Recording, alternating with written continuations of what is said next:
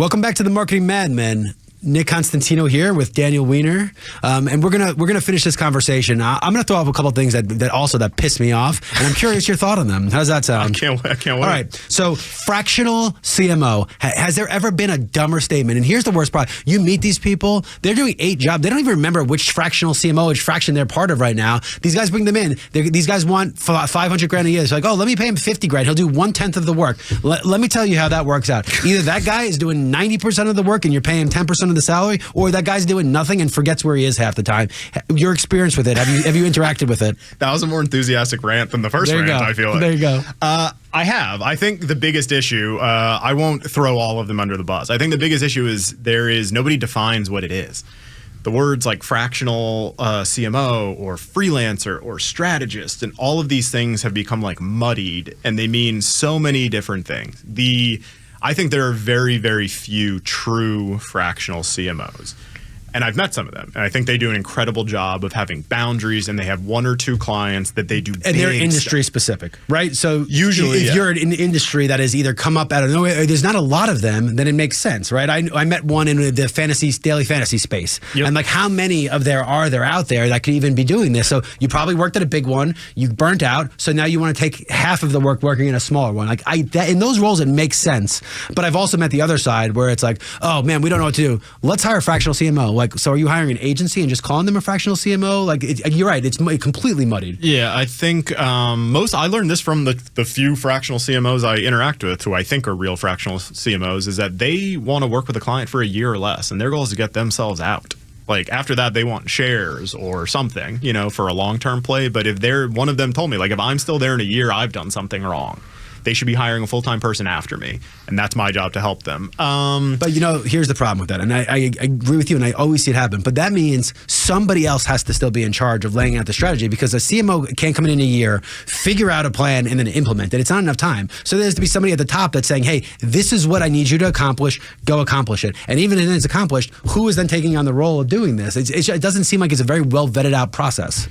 Sometimes a lot of these things don't go great, but to your point, yeah, like that's why, again, if anybody wants me to make intros from a brand, I have to talk to them. If they're like, hey, we're busy, can we do it over email? No. I used to be like, yeah, we can try to figure this out. Now I'm like, no thanks. Like, if you can't find 30 minutes to explain this, because those words matter, like semantics matter so much. I get asked all the time, like, to your point, we want a fractional CMO or a freelancer.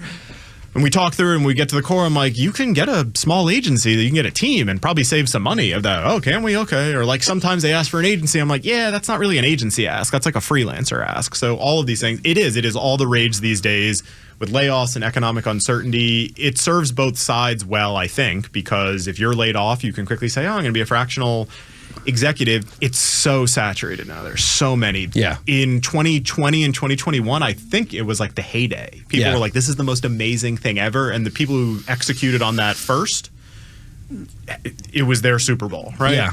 Everybody else was like, oh, this looks cool, and they're finding it incredibly difficult, because winning business is incredibly difficult. I've also, from my understanding, those 1099 people loved it until they realized that they had to pay taxes. 100%. It's a lot nicer when you're getting brands like getting them off the books. Yeah, it's amazing. All right, I'm gonna throw another one out there. I'm curious what you think. Okay, so because of the show, I've now interacted with countless agencies. Okay, and I've met the top, I've met the brand people, everyone else. I am always expecting to be wowed. Some of the least impressive human beings that I've ever interacted with. I swear to God, I want something. And now, there's 2 thoughts here. 1, they keep everything close to the vest because they don't want to let their industry secrets out. 2, it's how watered down the industry is, that they just are not thinkers, they're not doers, they're just theorists. And it's this. So I've dozens and dozens and dozens, and every time I think I'm going to be wowed, I am just left completely hung and dry, like, oh my God, this was the worst conversation I've ever had. What has your experience been with the brands, and when you're interacting with them, what are they doing to sell you? Is anyone, when you meet with, like, wow, this guy really gets it? What has your experience been like? On the agency side, you're saying? Yeah, I think it's really difficult. First, I lower my expectations. Okay, so we're on the same page at least. I think of it like this. The things that wow me, again, have less to do with the work. I think most agencies in 2024 are the same and doing the same stuff. And people who say we have proprietary stuff, most of the time, no. I think the stuff that wows me is the people who, like, again, it's so easy to do this, but nobody does it, like actually caring. When I get off the phone with a brand after they've talked to 3 or 4 agency partners of mine, the best feedback I can receive is we really liked them. They didn't like hard sell us stuff. They genuinely seem to understand our business and care about it and stuff like that.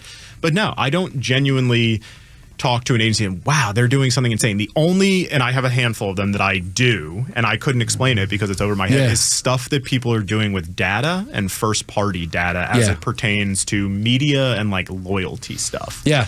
And when I talk to again, everybody, but you have to have access to said data, because those 100%. Data sets are worthless. So one of the things people don't understand about AI is only worth the inputs that are being put in. AI is a processing unit to which it makes outputs. If you don't have inputs, so I'll tell you one of my other biggest frustrations, digital marketing is a great example, okay? So digital marketers go in, I won't name the client, and they pretty much say, oh my God, look how good of a job we've done, okay? And then the client comes to me and goes, look at all this stuff. I go, okay, do me a favor. Go back to that digital agency and say, hey, my family has invested $10 million in building a brand all this time. Do you think you succeeded, or do you think all of that money and equity you've built is why you're succeeding as a digital agency? And when he asked those questions, now he has fired 2 agencies, digital agencies, because of that. They want to take credit for something because like digital is good at capturing the last click attribution on the bottom of the funnel, right? But good brands have built their reputation over years. And it's usually not just them, it's their parents and legacy.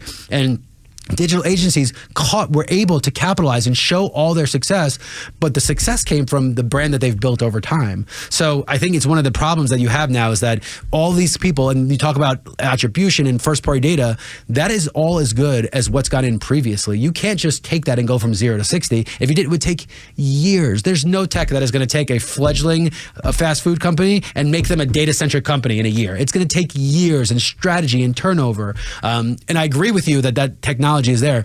I also think one of the problems with digital is that because, like you said, everybody's got the same tech, it becomes commoditized. And then if it's commoditized, it's all about price. And if you're talking about price versus value, you're doomed from the beginning. But I think, like you said, the value is the value of, oh my God, this person really cares. I mean, you buy a car. A car is a car. As well for those people. This person really cares. That's what keeps you coming back and makes you loyal and buy it. And most businesses restaurants don't survive in their first 2 months being open. They survive on loyal customers. It happens all the time. Yeah. So what advice would you give aspiring CMOs and aspiring radio salespeople like me that wonder one day, oh my God, radio's going to be gone. I got to start an agency. So what advice would you give to both parties, to either party? To CMOs or fledgling CMOs, I would say get out there and meet more people. I find the most common thing, again, we talked about earlier, was call it 100,000 for a round number of agencies out there, and generally people will talk to like 4 or 5, which, again, if you're working through somebody like me, I like to think that's a fine number because I've done a bunch of work on the front end. If you're just going out there and talking to agencies, you got to talk to a lot, and you should constantly be meeting people to hear what they're doing. Again, people move around, agencies change, like you need to keep your finger on the pulse of what's going on in the agency world. To folks like you, I don't know, the radio's going away, but it's pivoting, it's changing, everything evolves, nothing stays the same. We're killing it, by the way. I'm not leaving this radio because we've turned into something else. But that being said, guests like me, everybody listening. There you go. That's all you need. It would be to keep, again, like my stuff is boring. It's keep doing what you're doing, and people will call you for whatever the next iteration of radio is. And if it's not in their best interest to do something today, don't sell them something today. Yeah. My advice would be twofold. One is think of whatever you offer as not a product but a lifestyle. Because if you look at lifestyle transcends product. And if you can think of, and that's when you talk about Yeti coolers and you talk about these brands, Stanley, the mugs, they're not a product. It is the lifestyle that comes along with the product. So if you're a CMO and you could think of things as a lifestyle, you'll have a much longer career than if you're thinking of something as a product. And the other thing I'm going to say is don't just be around other freaking marketers. Don't be around other agencies because that industry is so small and they love being around each other. And I can't say the word I was going to say after circle, but it's a big circle of those people being around each other. So leave that realm. Go be around sports teams and sponsorship and deal with radio and newspaper and billboard. Meet people because you never know what you're going to pick up. And the more robust your knowledge is, I tell people, all you have to do in this world is know enough to be dangerous because then you can let other people do the work and you know and vet it and they're not going to try to pull one over on you. If you are oblivious to anything in the role of a CMO, you're done for. Even as an agency, don't say don't do that. Know enough about it to say this is how I would handle it. Be a resource. And if you're a resource, I think you'll be all good. Well, Daniel, it's been great, brother. I appreciate you being here. Tell them how to find you again. And anyone listening from an agency or brand, this is how you make your life easier. So hit Daniel up. YouShouldTalkTo.com. That's all you need. You've been listening to the Marketing Madman on Extra 106.3, and we'll catch you next week.